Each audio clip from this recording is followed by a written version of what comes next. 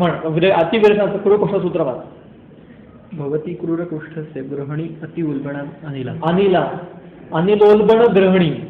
वास्तविक पाहता ग्रहणी हे पित्ताचं स्थान आहे. मग तिथे वायू उल्बण होत याचा अर्थ वायू त्याच्या निर्मिती आपण उलटच होतं. म्हणजे याला म्हणतात पूर्ववत अनुमान. म्हणजे कसं असतं, एक अभ्यास करण्याची पद्धती ज्या आहेत शास्त्राच्या त्याच्यामध्ये तुम्ही एकतर असं ठरवा, म्हणजे त्याला म्हणतात तुम्ही आपलं हायपोथेसिस तुम्ही हायपोथेसिस मांडा आणि त्याला तुम्ही एक तर नल हायपोथेसिस मांडा. म्हणजे एक हायपोथेसिस एक नल हायपोथेसिस आणि मग तो तुम्ही क्लॅरिफाय करत जा. बरोबर आहे. म्हणजे ज्याला शिंग आहे तो ससा आहे असं माना आणि मग तुम्ही प्रत्यक्ष अनुमान उपदेश ऐतिह्य युक्ती अशावरनं पूर्वपुरत आणा की ज्याला शिंग नाही तो ससा आहे.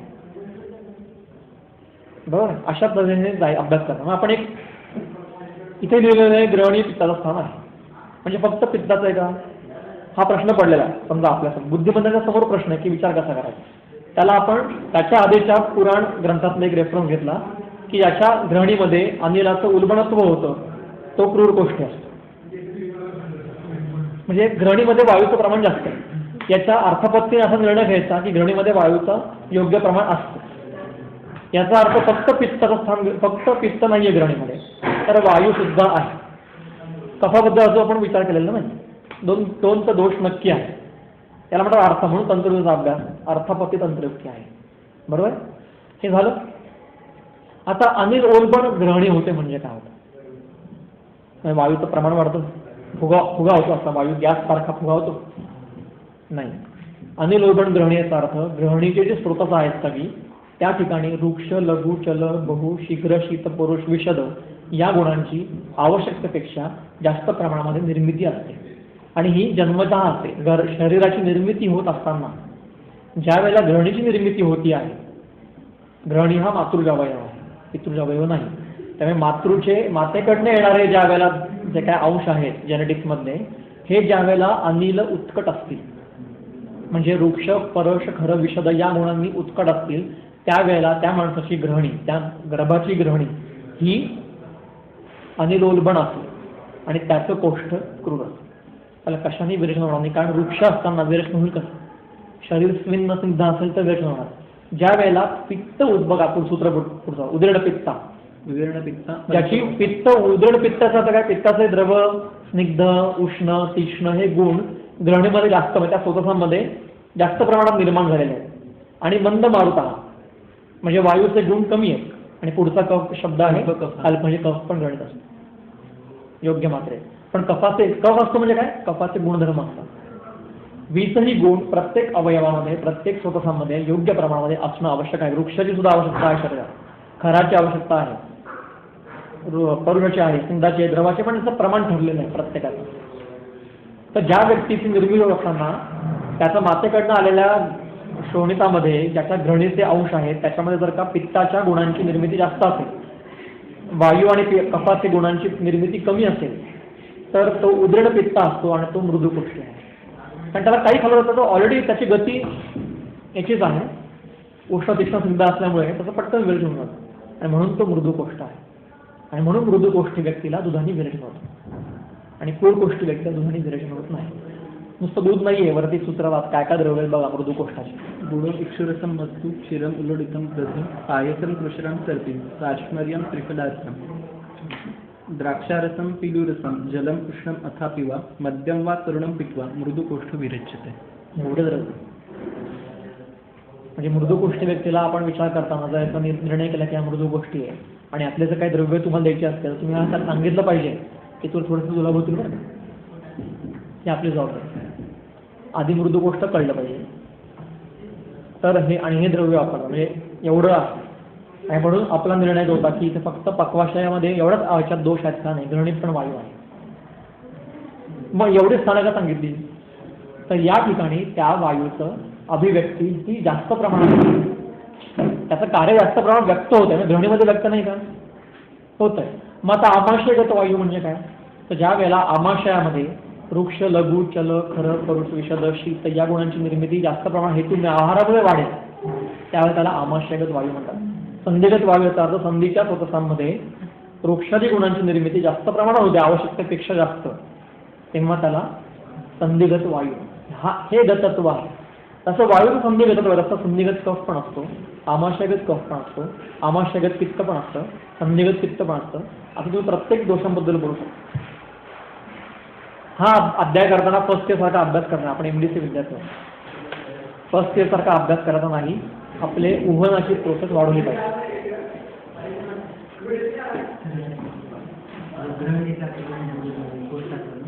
तर त्या दोषांचं उत्कट होतं प्रमाणात ग्रहण ते जन्म टाकतात. पण दोषांनी पण कधी कधी जर होईल ना, तर ते मृदुत्व येऊ शकतं. ते तात्कालिक असतं तर तात्कालिक. हो. पण पण जर त्याला तुम्ही म्हणजे काही काळ तात्कालिक होतं ते, पण त्याची मूळ प्रकृती काय आहे? क्रूराची. हेतू जोपर्यंत आहे तोपर्यंत मृदुत्व राहील. त्याचा हेतू बंद राहिले तो परत क्रूरात्वाकडे. ही प्रकृती बदलणार, प्रकृतीचा स्वभाव. आणि दिवसाच्या म्हणजे सकाळच्या दुपारच्या वेळात हा पण दोषाचा प्रकोप असतो. तो एवढा काम नाही करत. एवढा नाही. तो एवढा काम नाही करत. म्हणजे कसा की दिनकालीन ऋतुकालीन दोषांना क्षयवृद्धी प्रकोप होत असतो, क्षय पण होत असतो, पण तो तुम्हाला विकारकारक नाही. विकारकारक कधी होईल? जेव्हा त्याचा प्रमाणतः, द्रव्यतः, गुणतः, कर्मतः अजून वृद्धी किंवा क्षय होईल. स्वस्थानात त्यक्त्वा. या पद्धतीने 12 अध्याय. सूत्र क्रमांक 23 कोपस्तु उन्मार्गगामिता. दर्शनम नाही, खाली बघ ना. उन्मार्गगामिता इति स्वस्थानं त्यक्त्वा पुनर्मार्गांतर्गमन. आता इथे स्थान याचा अर्थ जागा असं नाही घ्यायचा. त्याची मूळ परिस्थिती जागा असं जर का अर्थ घेतला तर मग पक्वाशय, कटी, सक्ती, श्रोत्र असे स्पर्शेंद्रिय हे स्थान सोडून जेव्हा वायू बाहेर जातो तेव्हा वात प्रकोप होतो. याचा अर्थ पक्वाशय, कटी, सक्ती, श्रोत्र असे स्पर्श वायताचा प्रकोप होता कामा नाही. अर्थपत्तीने पण आपल्याला असं दिसतं की याच्यात वायूचे जास्त विकार दिसतात प्रकोपाचे. म्हणजे इथला स्थान वेगळं, इथलं स्थान वेगळं. दुसरं दोन धातू मला मूलमी शरीर. मग प्रकोपावस्थेत जर का स्थान सोडून बाहेर जात आहे तर शरीरातनं बाहेर पडले पाहिजे दोष आणि शमन पर शरीरात प्रवेश केले गेले पाहिजे. असं होतं. त्यामुळे इथला स्थानाचा अर्थ जागा आहे, इथलं स्थानाचा अर्थ स्वमानावस्था. ही टीका दुर्दैवाने अरुणदत्तांनी केली नाही, ती चारकांनी केली, सुश्रुतांनी केली. स्थानी गती आहे क्षयाम स्थानम वृद्धी दोषानाम त्रिविधा गती. स्थान याचा अर्थ स्वतःच्या साम्यावस्थेमध्ये राहणे. राहणे म्हणजे फिरणे. गती ती स्वतःच्या नॉर्मल कंडिशनमध्ये शरीरामध्ये संचार करणे म्हणजे स्थानी गती. योग्य प्रमाणापेक्षा गुणता, कर्मता क्षय होणे आणि फिरणे म्हणजे क्षय. आणि स्वतःच्या प्रमाणतः द्रव्य गुण कर्मतः वाढ होऊन शरीरात फिरणे म्हणजे वृत्ती. क्षय is diminishing is normal property while travelling all over the body. स्थानाचा अर्थ नॉर्मल स्टेटमध्ये सगळ्या शरीरात संचार आणि वृद्धी याचा अर्थ स्वतःच्या मात्रेमध्ये वाढून किंवा गुणामध्ये वाढून किंवा कर्मामध्ये वाढून शरीरात संचार म्हणजे वृत्ती. आणि या गती आहे. त्यामुळे इथला स्थान वेगळा. अधिकरणाने अर्थ लावायचा. अधिकरणी पहिली तंत्र सांगितली. हा स्थान म्हणजे स्वतःची साम्यावस्था नॉर्मल स्टेट आणि इथला स्थान जो आहे तुम्ही जागा आहे. ही वायूचे स्थान आहे, जागा आहे. पण एवढंच का याची अभिव्यक्ती जास्त या ठिकाणी. त्यातही पुन्हा पक्वाशय विशेषता आहे.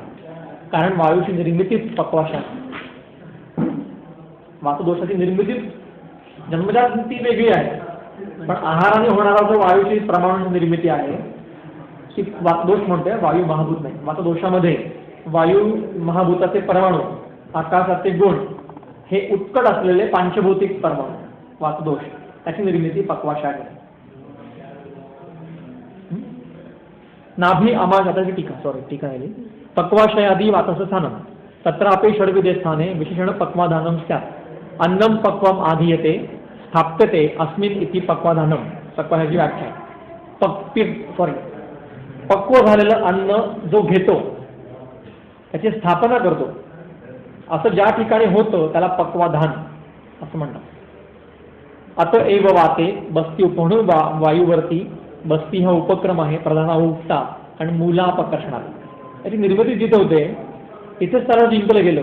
म्हणजे त्याचा कटू अवस्था जर आहार न होणार नाही, कटू अवस्था सुधारेपर्यंत इतका वेळ नाहीये, पण तुम्ही बस्ती द्या तसा कटू अवस्था सुधारवा की वायूची निर्मिती चांगली होते. हे याला म्हणतात मूल अपकर्षण. आणि म्हणून बास्ती ही अर्धी चिकित्सा आहे. कारण कटू अवस्था बिघडणं हेच निम्म्या व्याधींचं कारण आहे किंवा 90% व्याधींचं कारण आहे. आणि कटू अवस्थेला अग्नी विकृती नेहमी करतो म्हणून अग्नी रोगासर्वेपी म्हणलेलं.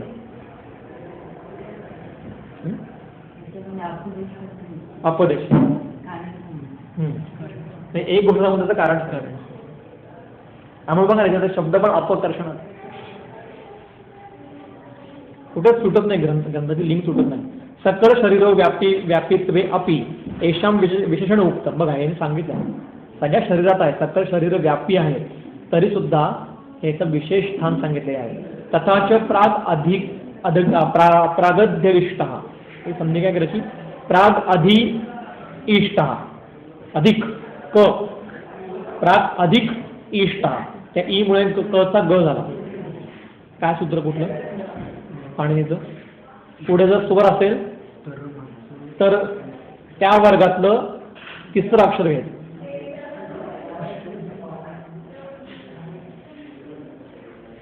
शोधा उद्या. ते व्यापी नव्हते हृन्नाभ्यो. शरीरामध्ये सगळीकडे व्यापी आहे तरी सुद्धा हृदय नाभी आणि याच्यामध्ये आपल्याला प्रश्न पडतो की वायू हा हलका आहे तरी तो नाभीच्या खाली आहे. कफ हा जड आहे तरी स्थान हृदयाच्या वरती. का बरं? तो पृथ्वीजल प्रधान होता अधोगामी पाहिजे. वायू तो वायू आकाश तो ऊर्ध्वगामी पाहिजे. तर हे स्थान वायूचं पाहिजे तसं नव्हतं ते खाली आहे असं नाही. हे ऍक्च्युली एक ॲझ्युम आहे. पहिल्या बाळगोपाळांना कळावं म्हणून सगळे ते मंदांसाठी आहे. पण ते व्यापी ना सगळ्या शरीरात व्यापी असून सुद्धा त्यांची अभिव्यक्ती तिथे आहे. आणि हे का होतं? हृदय नावाचं यंत्र आपल्या शरीरात बसवलेलं आहे. यंत्र याचा अर्थ सृष्टीतल्या पंचभौतिक घटकांना आपल्या इच्छेनुसार कामाला फेकणं. म्हणजे जो ऊर्ध्वगामी आहे त्याला अधोगामी नेऊन ठेवणं आणि जो अधोगामी आहे त्याला ऊर्ध्वगामी नेऊन ठेवणं हे यंत्राचं काम. It's a machine. ही व्याख्या समरांगण सूत्रधार नावाच्या ग्रंथात आहे. युद्धशास्त्रावरचा ग्रंथ आहे की यंत्र कोणाला म्हणायचं तर सृष्टीतल्या पंचभौतिक घटकांना म्हणजे सृष्टीच्या तेज महाभूताला आम्ही त्याच्यामध्ये रूपांतर करून त्याला त्याच्यातनं खेळवलं आणि बटन दाबलं की फॅन फिरतो, बटन दाबलं की लाईट लागतो. हे यंत्र आहे. त्या तेजाचा उपयोग करून आम्ही मोठी वस्तू लहान करतो. मिक्सरमध्ये ग्राइंडरमध्ये हे यंत्र आहे. कोण आहे? काय